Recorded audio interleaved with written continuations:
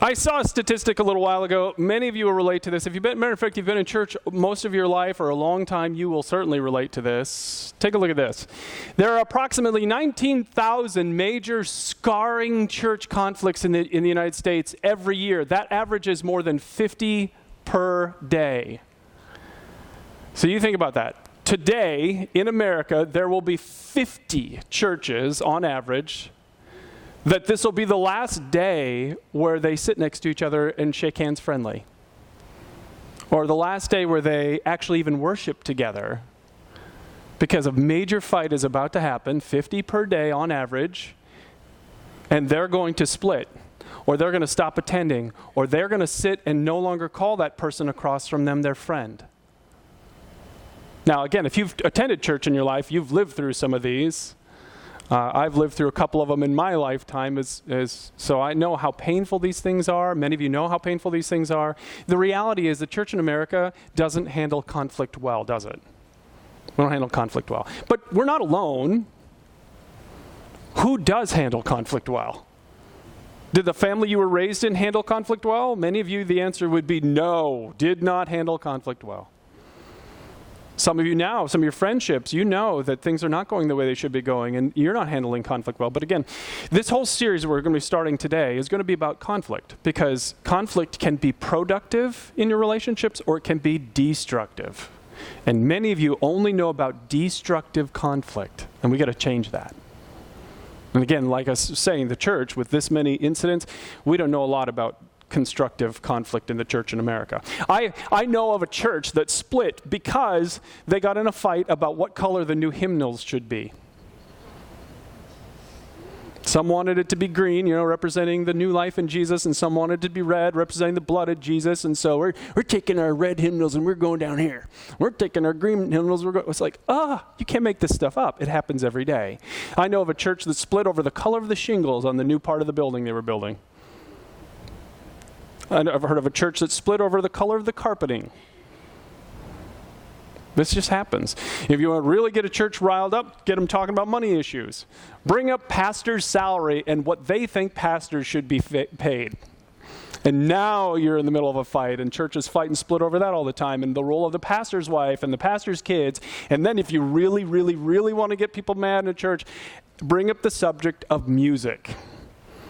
And what style of music we should be singing on Sunday morning, and how loud it shouldn't be, and what instruments can be played. And so as I was prepping this, I was doing my normal research, and I went online and found this website where it was talking about church issues, and music was on there. And the guy had just written an article. It was just an article about, how big a conflict source this is in churches. If you haven't heard this phrase years ago, someone once said, when Satan fell from heaven, he fell into the choir loft. So it's for a reason, because this is, in my experience, the number one source of conflict. This is number one. People fight about music all the time. And so this guy just written an article about it, and then I started reading the comments. And I encountered some things in there that were very interesting. So one person wrote and said, I'm so fed up with this so-called church music that resembles a disco that I've given up even attending church other than for the services. So they come after the music is over. So mad about this disco music in the church today. And so she goes on to talk about how important it is to have a full choir and the bells and robes and organs, and that's what will make the church grow again. And so she posts this, and a pastor came on right after and said, hey, we have a band and we do contemporary music in our worship services, and we do this. And so he just tried to explain why they're doing this. That didn't go over very well. And the forum blew up. That poor guy, there were no supportive comments. All angry.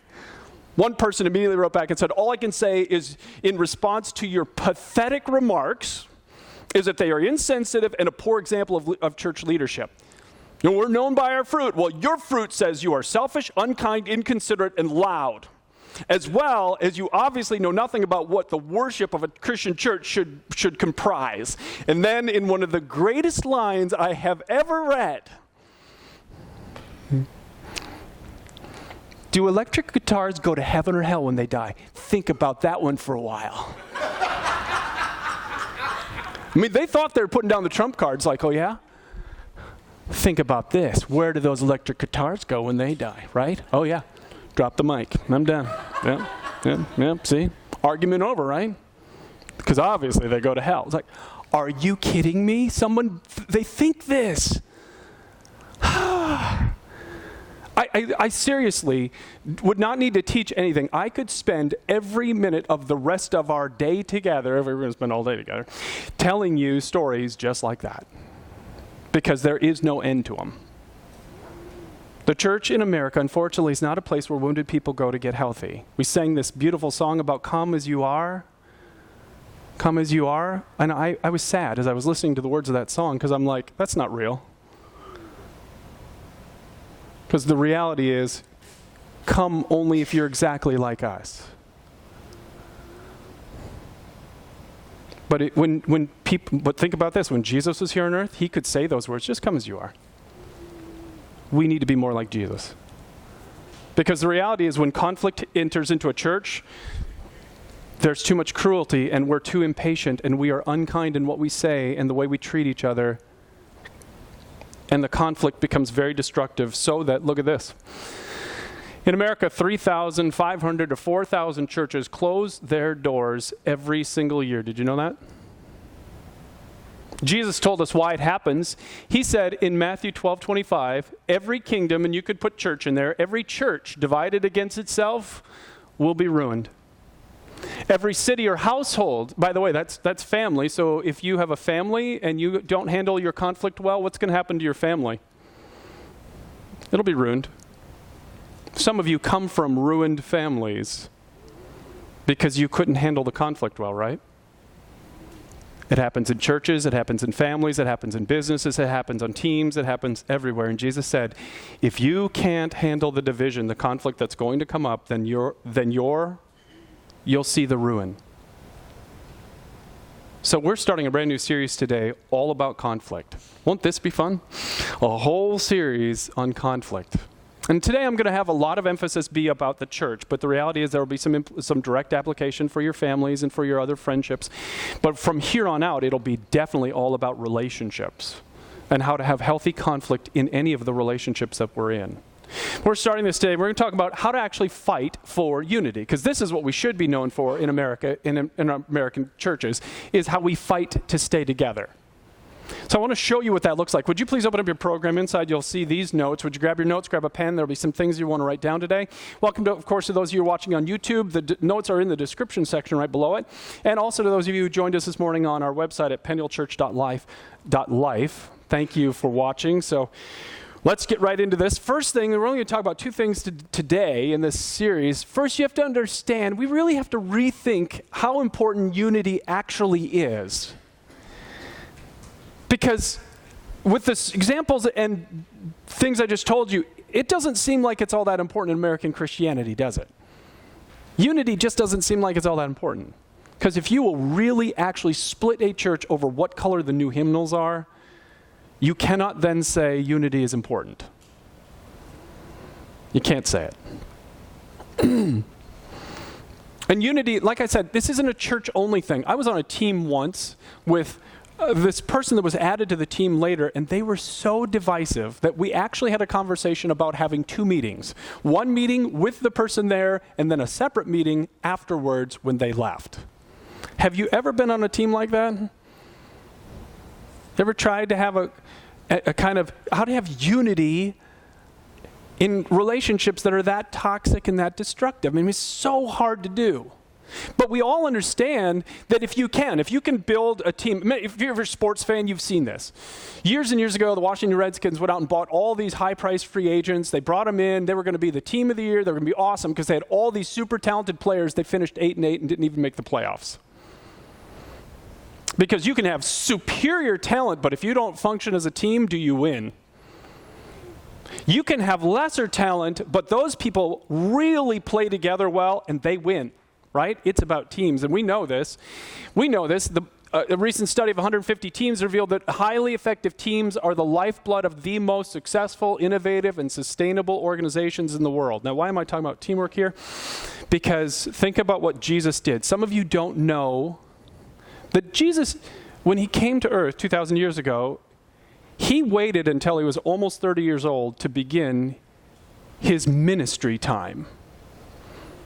Did you know that? He didn't start in his teens. He didn't start in his 20s. He started at the end of that time. We actually don't know what he did in those intervening years. We don't know. There's no record. We know he was a carpenter, but that's all we know. So he made things out of wood.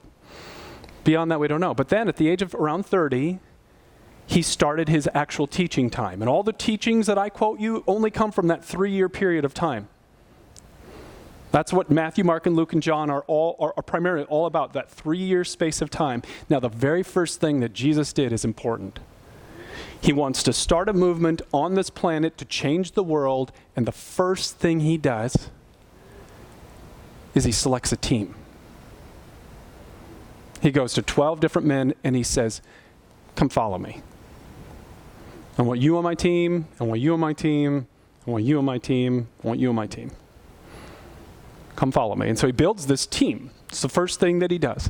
And then he spends 3 years shaping them into an actual team, and he has to constantly correct them because they've got all these bad things that are so destructive to teamwork and team morale. Like I want to be the greatest. No, I'm greater than you. I'm great. It's like, stop it.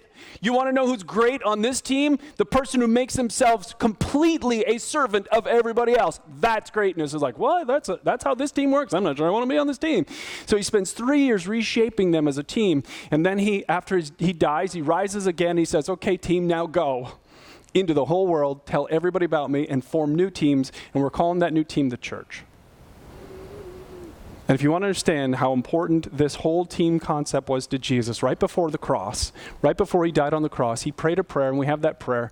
John 17:11, he says, Holy Father, protect them. He looked at his team as he's praying for them. He says, would you please protect them by the power of your name, the name you gave me, so that, and here's why I want you to protect them, so that they may be one as we are one. So he says, here's what I want from my team. Would you just make them united? Make them one. So nothing breaks this team up. If Jesus were here on the stage right now and he wanted to pray for the church, what he would say are those words. He'd say, Father, would you make this church one, just as the Father and the Son are one? Then he's not done. He goes on in his prayer a few verses later and says, so that all of them may be one. He says it again. Father, just as you are in me and I am in you. So he says it again. I want them to be one. And then, in case we weren't catching it, look at this. The very next verse. I have given them the glory that you gave me so that they may be one as we are one. 3 times in one prayer. It's the only time in the New Testament I'm aware of where Jesus prays 3 times for the same thing. Would you please make them one? Would you please make them one? Would you please make them one? This is so important to Jesus. Now, isn't this interesting? Something that is so important to Jesus that the only time in the New Testament he prays for this exact same thing 3 times, something that matters so much to Jesus matters so little to his followers in America today. Isn't that interesting? Something matters so much to Jesus that he repeats himself 3 times in one prayer. Matters so little to the people who say that they follow Jesus. Because oneness just doesn't seem all that important in the form of a Christianity that we practice here in America. Let me give you. Like I said, the hardest part of this one was knowing which stories to tell you. There was a guy who was traveling for business one time. He was in a big city. He flew in on a Sunday morning, so he was a regular church attender, so he missed his service back home because of the flight. He was driving to his hotel on Sunday evening, and he drove by this church that had their lights on, and he noticed they had a Sunday night service, which used to be fairly common a long time ago. And so he's like, oh, wow, Sunday night service. I can go and I can have a worship experience. So he pulls in there. There's about 50 or 60 people inside. He walks into the auditorium. He sits down in a church like this, and he realizes quickly, oh, no, they're not having a church service. It's a business meeting. It's like, but he thought maybe after the business meeting's over, maybe then they would actually have a worship service. So he stays. And right away he can tell that the place is very tense. He said the guy sitting right across in the pew next to him is a guy dressed in a very nice suit, older man with a big checkbook on his lap. And the church is in the middle of a fight over whether or not to start a bus ministry, buy a bus and start a bus ministry. Some of you are like, what's a bus ministry? Well, in the 1950s, this was a kind of a cool thing that they did. They bought buses, they drove the bus around to pick people up and bring them to church, or bring kids for a kids ministry. And so bus ministry used to be very popular in the South. And so this church was dying, and they're like, we need a bus, we'll do a bus ministry. And if we get a time zone, and if we get a time machine, go back to the 1950s, that'll work great again. But so half the church was arguing for a bus ministry, and half the church was fighting against the bus ministry. And one woman stood up and said, if you guys buy a bus, we're taking our group and we're going down the street and we're starting a new church. And then it happened. That little old gentleman with the checkbook on his lap reaches in his pocket, he pulls out a gun. He puts it on the checkbook, and he says with a shaky voice, if anyone tries to take this checkbook from me, they're going to have to get past me and Betsy. That's when he left the meeting, got up and walked out. We do destructive conflict like so few places. It saddens me how many stories I could tell you just like that. So the question is, how do we prevent this kind of thing? Jesus said unity really matters. We're supposed to come together as one. How do we prevent this kind of destructive conflict from happening? There are 4 things, and they're right on your notes. First, I have to make the decision that unity is actually important to me. You can't make it for anyone else, but some of you, I don't think I've ever asked this question, but I really want to ask you today. Is unity in a church actually important to you?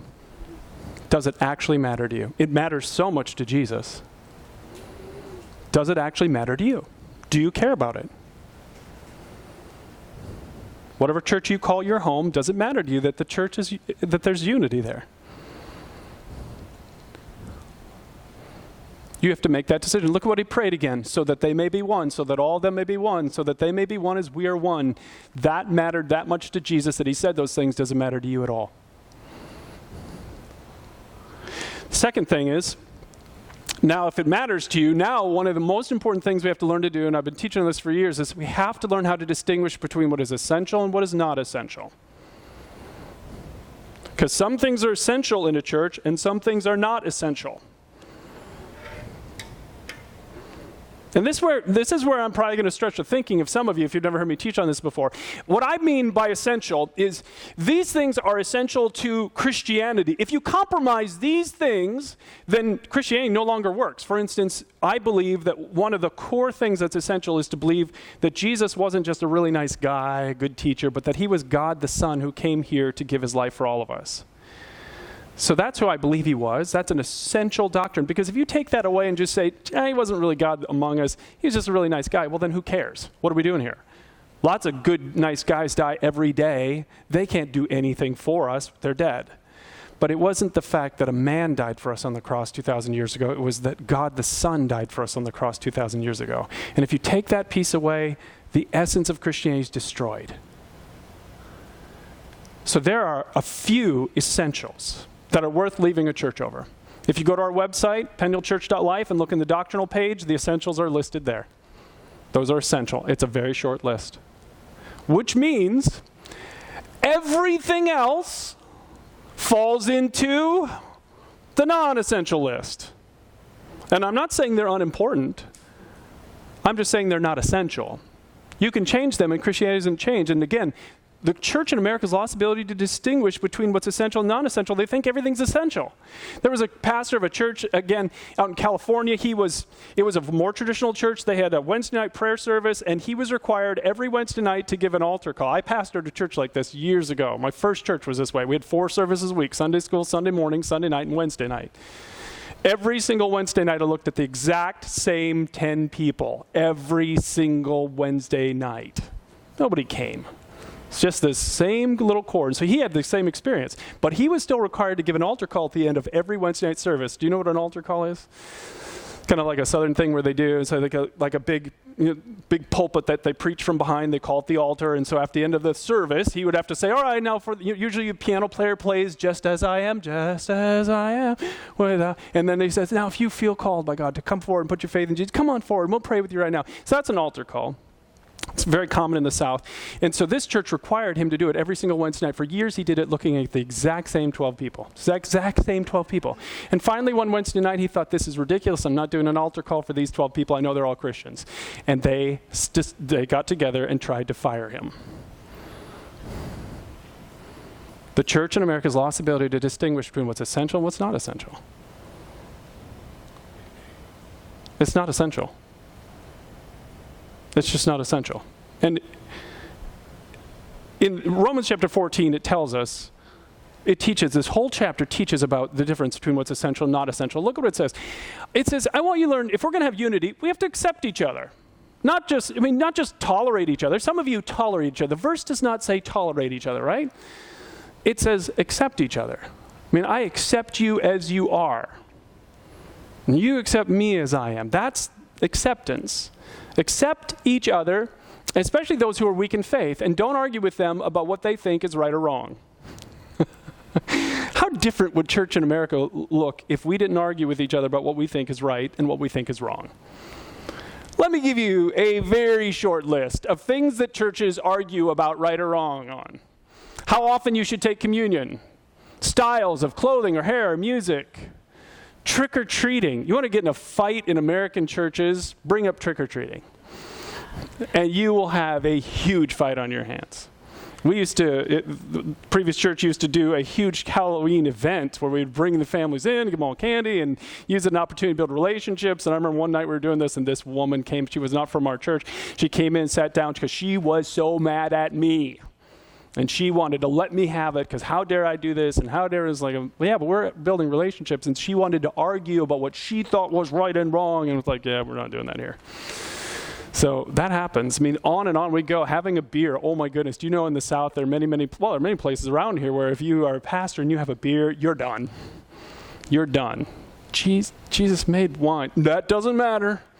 I read a book in college. It's like that it wasn't actually fermented. It's like, okay, fine. We're just not going to argue. Go ahead. But we don't argue. These are non-essential issues. Charismatic issues, end times beliefs, best versions of the Bible, musical instruments in church, hair. I have a whole separate list here that I couldn't even fit on the screen of things that I have had to be drug into arguments about. But the reality is these are non-essential. Does anyone go to heaven or hell based on hair length? Anyone? Is it going to be that some guy that likes his long hair enters into the presence of God after dying, and Jesus goes, hold on, wait a second right there, Jim. Wait a second. Let's get the measure. Oh my goodness, your hair is 3/4 of an inch too long. You go to hell. Right now. Because hair in hell. You burn down there. It's like, are you kidding me? It's not essential. It's not essential. So we don't fight about non-essentials. We have to learn to do what the Bible says. We distinguish between what's essential and what's not essential. On the essentials, we have unity. On non-essentials, we don't fight. We don't fight about non-essentials. By the way, politics in our country, not essential. It doesn't work this way. All Democrats go to heaven. All Republicans go to heaven. And I'm saying them both. Right? It doesn't work that way. It's not essential. You don't go to heaven or hell based on your Medicare views or your Social Security views. It's not essential. So we distinguish between the essentials and the non-essentials. And then he goes on and he says this in the Bible, and I'll show you this: keep your opinions to yourself. So you're like, this is going to change my whole Facebook strategy. I'm like, what am I going to post now? I have to go back to food and my dog. So, all right, keep your opinions to yourself. And there's nothing wrong, by the way, with having respectful discussion. Nothing. You have strong opinions. Many of you do. That's okay. But we don't fight about them. We don't divide over non-essentials. That's what he says. As a matter of fact, look at this verse. Look how directly he says it, the Bible says it. So whatever you believe about these things, shut up. Right? Isn't that what he's saying? Keep between yourself and God. Keep between yourself and God. That's where you share it. What would the church look like if we did this? If we really knew, okay, unity is important because it matters to Jesus. And so I know what's essential. I know what's not essential. This is in the non-essential list. And so we can have discussion, but we're not arguing about it. We're not fighting about it. And the reality is I'm just going to keep my mouth closed now because I don't want to create division because unity really matters. Some of you, I just gave you your new life application verse right there. Keep between yourself and God. Some of you, that is the hardest verse I have ever put on this screen, because some of you have very strong opinions about a whole lot of things, and you love to tell everybody what your opinions are. If you have ever been called opinionated, just know the Bible would say that's not a good thing. That's not a good thing. It can really destroy what Jesus wants to create, which is unity in a family, and unity in our friendships, and unity in a church. And again, it's not wrong to have opinions. It's not wrong to believe passionately in what you believe about non-essentials, but it is wrong to fight about them. We don't fight about non-essentials. We don't destroy what God is trying to create because it's something that's not essential. And then one more thing he goes on to say is, don't you dare label those who have a different view than you do. Just recently we talked about labeling. What labeling does is labeling elevates me above you. If I label you as stupid, then I am here and you're stupid, right? The label creates a separation and an elevation of me. So one of the most dangerous things to have in your life are labels on other people. And some of you have your mom labeled, you got your dad labeled, you got your boss labeled, you got your friends labeled, you got labels on everybody. And what that does is it puts you above them. And there's just no place in Christianity for that. None. One of the things I hate about all the wars that go on in Christianity internally in our churches, like the worship wars, what style should we have, is I hate the arrogance and the way we look at the people who don't hold our views. It's like, you use electric guitars in your service. You are this, and you are below me. Or you don't teach with a Bible in your hands while you're teaching on Sunday morning. You are below me. We label and then we look down on. Now, when these verses were being written in Romans 14, 2,000 years ago, the church had conflict, just like today. You know, 2,000 years ago, what they were fighting about? Two of the things he lists. Number one thing they were fighting about is what day of the week to have worship services on. Do you know they fought about that? Do you know there's still churches that fight about that today? They think only Saturday. It's the only day of the week you can have worship services. There's a whole denomination that only does it on Saturday, and they fight about that still 2,000 years later. And he says, don't fight about that. And then the other thing they were fighting about was food. What you can and cannot eat and still be holy. It's like, some people thought to really worship God, you can only eat these foods. Some people are like, I can worship God and eat anything. And they were fighting about it. And he says, don't. And then he says, don't argue. Keep it between yourself and God. And then look what he says. Those who feel free to eat anything, look at what he says. Don't you dare look down on those who don't. And it's the looking down part that's so destructive. And those of you who don't eat certain foods, don't you look down. Don't you condemn those who do. God has already accepted them. I love that sentence. All the things that we think we're so right on, all the things we have strong opinions on, we look down on others that don't hold our views. God has already said, I love them, I accept them, they're fine. They don't have to hold your view on everything. So he says, level the field. Don't look down on anyone that doesn't share the views that you do. Now again, what a perfect verse for the politics of our society today. What a perfect verse for the politics of our society today, right? For those of you who have very strong political views, do you ever catch yourself looking down on those who don't hold the same political views that you do? Don't. Don't look down on those who have different views than you do. See, these are like the underlying preventative things. If we do these things well, we know that unity is important. We know what's essential, what's not essential. We keep our opinions to ourselves on a lot of things. We can discuss, but we don't fight about it. And we never, never, never let ourselves look down on somebody who doesn't have the view or opinion we do. Tremendous unity is the result. Tremendous unity. But the reality is, you're also smart enough to know that no matter how good we are at preventative, we're always going to have times where we step into conflict, right? You're going to still get in fights.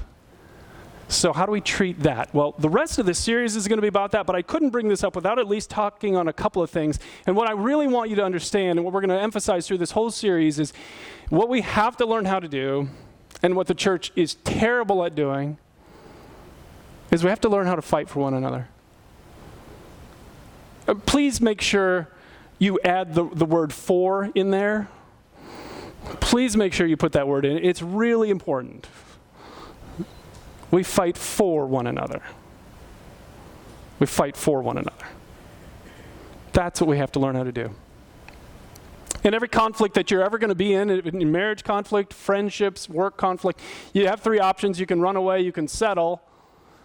You can just avoid the conflict. You can settle for having a faker relationship, a lesser relationship, or you can learn how to fight for each other. So the whole series, like I said, from here on out, we're going to talk about how to do this, but I had to bring up a couple of things that I think are like underlying commitments that we need to make for whatever church you call your home. These are like some basic underlying commitments that we have to make in order for us to be able to handle the conflict well. So first commitment is, I will protect you. Commitment number one.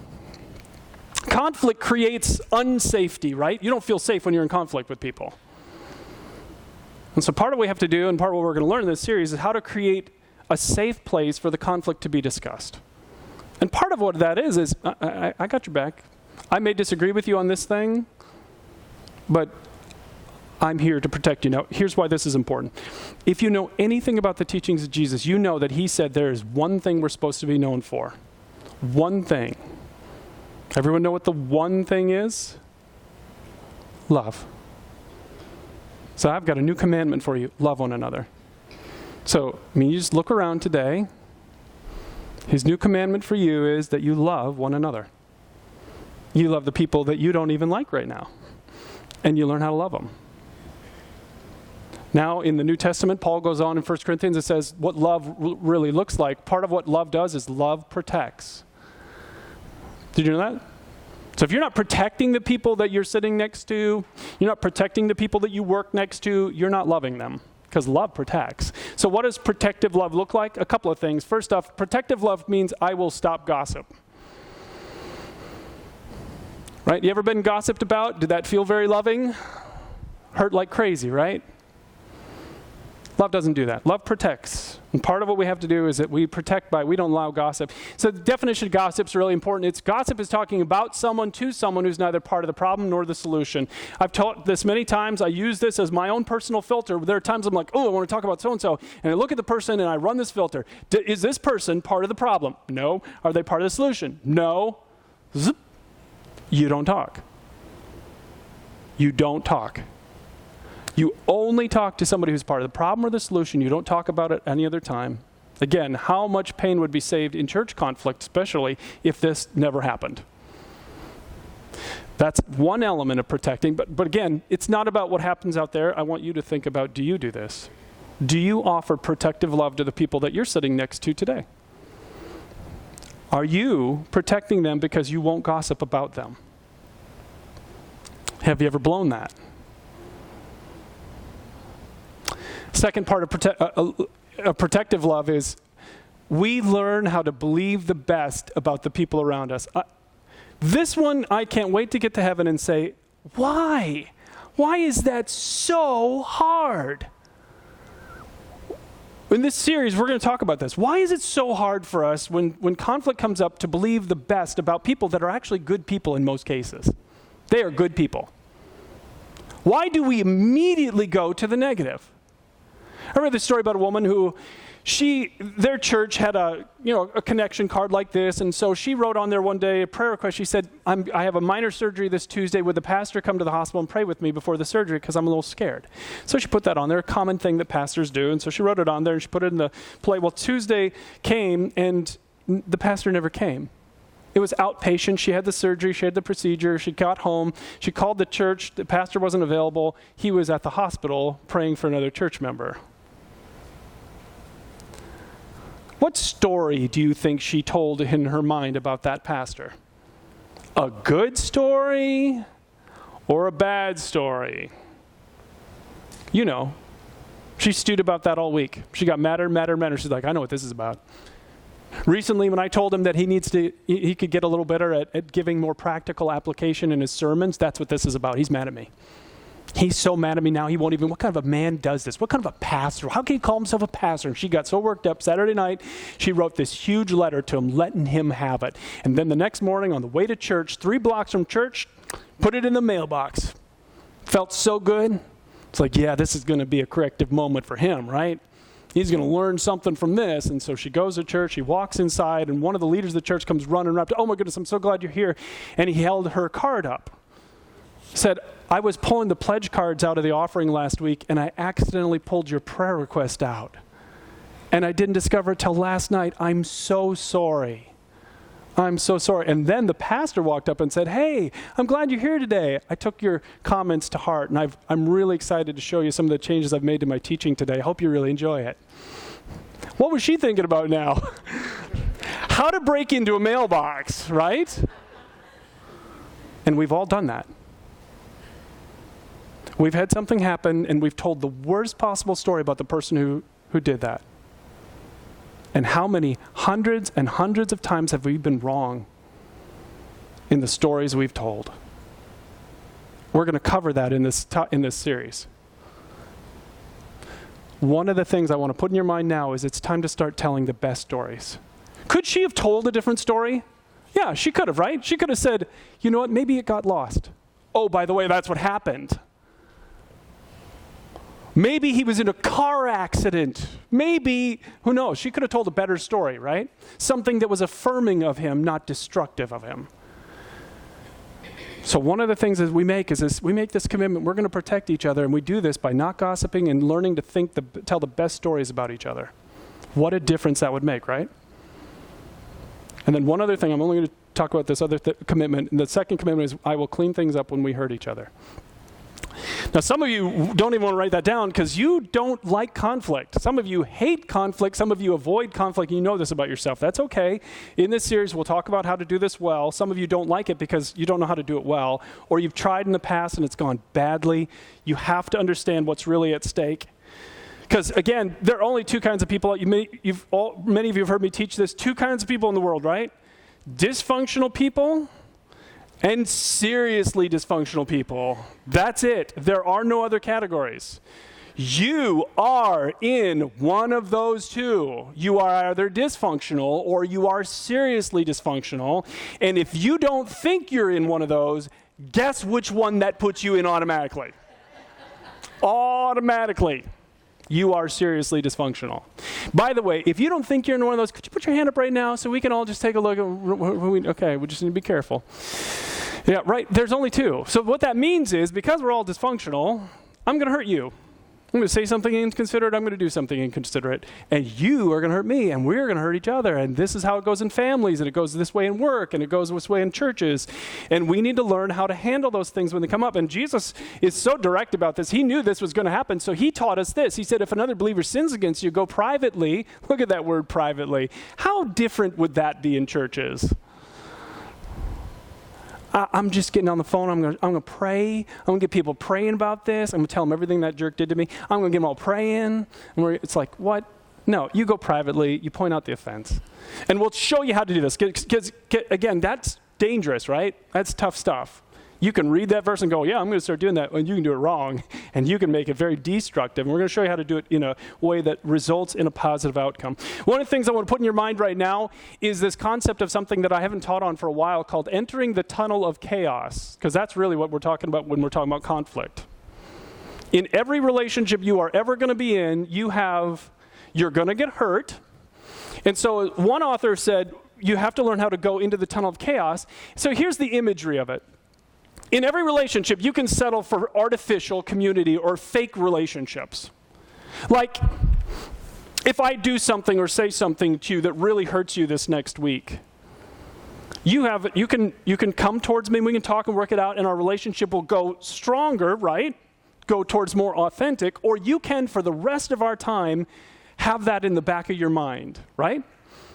You can just not bring it up, you can be hurt by it, and it will keep our relationship at a lesser level. That's artificial, it's fake. The only way to go from fake to real is through that middle part called the tunnel of chaos. And the way you go to the tunnel of chaos is you say, can we talk about something? Can we talk about something? And again, this is for every relationship. Every marriage, in order to be great and authentic and real, has to go through the tunnel of chaos. You have to say, can we talk about what you said to me last night? I'm looking at the checkbook. Can we talk about what you just spent money on? You have to go through the tunnel. It's the only way to get to real. Now, real is amazing. Real is amazing. I'm excited in this series to talk to you about what I've learned about real. Oh my goodness, I've learned so much about real, and I can't wait to tell you, because we settle for fake, and that's awful. Your soul wants real. The only way to get to real is to go through that tunnel and to be honest. One author put it this way, he said, this fake relationships we settle for are where people aren't quite telling each other the truth. They're not quite celebrating each other. They share maybe 98%, but they hold back on the other 2%, so they don't share it all. They tolerate each other, accommodate each other. They settle for sitting on unspoken matters that separate them. And the reality is this is where some of you are at right now, and you need this series, because the reality is some of you are in a relationship with someone whose anger is making things really, really difficult, right? And you are not saying anything. Some of you are in a relationship right now with someone who has a terrible attitude, and you haven't said anything. Or someone who is selfish, and they maybe even made a very selfish decision recently, and you haven't said anything about it. Or they're overly critical or dishonest or all kinds of destructive things we can put on a slide like this, right? And you're not saying anything. Guess what your relationship is? It's fake. It's fake. And the only way to move toward real is through that tunnel where you say, can we sit down and talk about something? Now, I learned the power of this a long time ago. A long time ago, I met this couple and we became good friends. We did a lot of stuff together. I can't even count how many times we played euchre together. Love this family. But then, after years of friendship, our friendship started to really kind of suffer, and we started to drift apart, and then it started turning into conflict, and the conflict was ridiculous. I mean, we were really going head-to-head. Words were said that I never would have thought were going to be said in that friendship. And I remember the day, standing in the lobby of the church, and they were right by the doors, and they were done. They were leaving, and they were never coming back. And it was in that moment that I thought, well, I've got nothing to lose. And I not bravely stepped into the tunnel of chaos, which I should have done earlier, but I stepped in at that moment and I said, well, I got nothing to lose. And I said, I know why this is all happening. This is happening because you feel this way about me. And you're saying this. And they're like, what? We don't feel that way about you. This is happening because you are running around telling people this about me. And I'm like, I'm not saying that. Not only am I not saying that, I don't even believe that. And they said, well, this person told us this is what you're saying. And I said, well, that person told me this is what you're saying. It was one of the most crazy moments of our lives.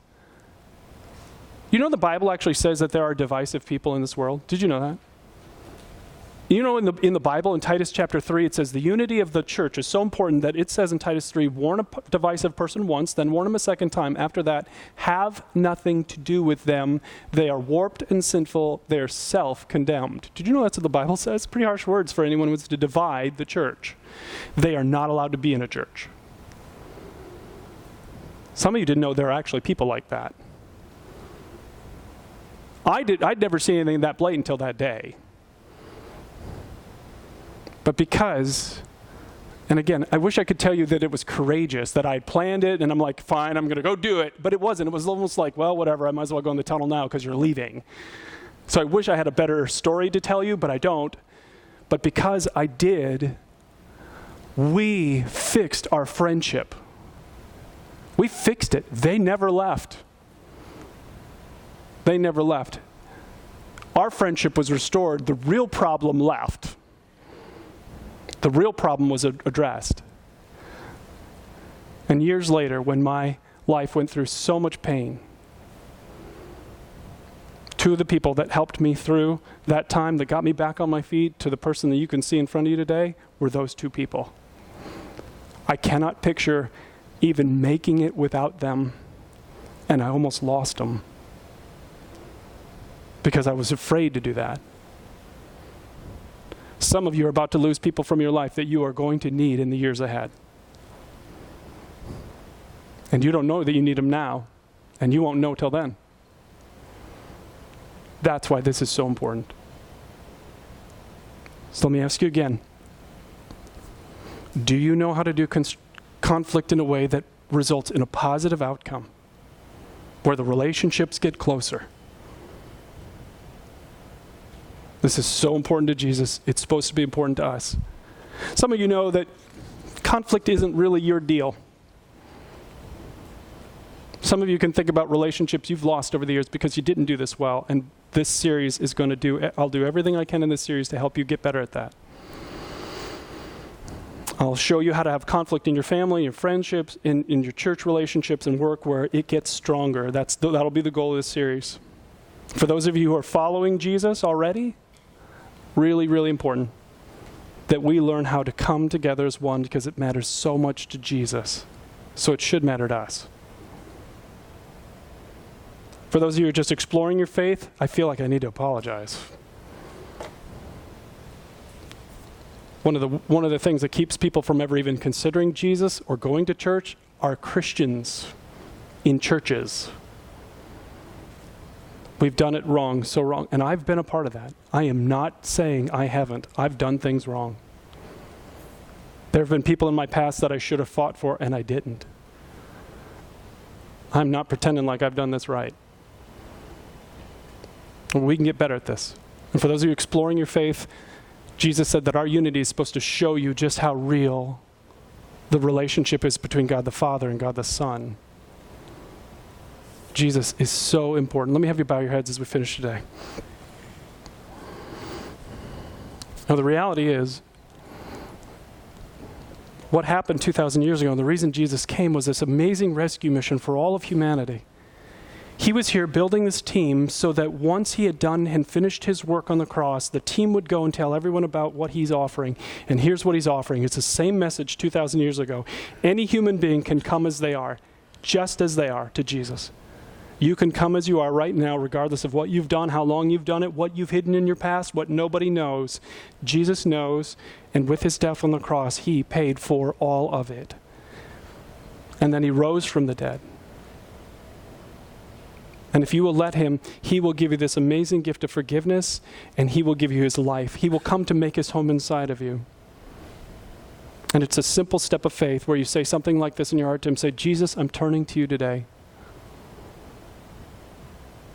I certainly know I've done things wrong, and I've heard you died on the cross for those things, so please forgive me. Come and make your home inside of me today. In Jesus' name, amen. Now, as we finish up, can I ask you all to take this little card out of your program? Again, even regular tenders still ask you to do this. Would you just take a moment and fill this out? If you're a regular tender, you don't need to put in all the information. Just put your name down. But some of you just prayed and you asked Jesus to forgive you. Just check the box, let us know what you've done, or you renewed your commitment to him. Some of you want to have us pray about a conflict in a relationship right now that's going on. You can put that down. You don't have to tell us anything about it, but we have a team of people who will pray for you. So just take a moment and pray through this, or fill this out, and then drop it in one of the 2 offering boxes back by the doors where you came in. Thanks for coming. Hope to see you again. Did I forget the end of a story? Hold on. Oh, I'm not telling you. That's a future sermon. I know I'm leaving the blank unfinished because I'm going to turn it into a whole sermon on its own. So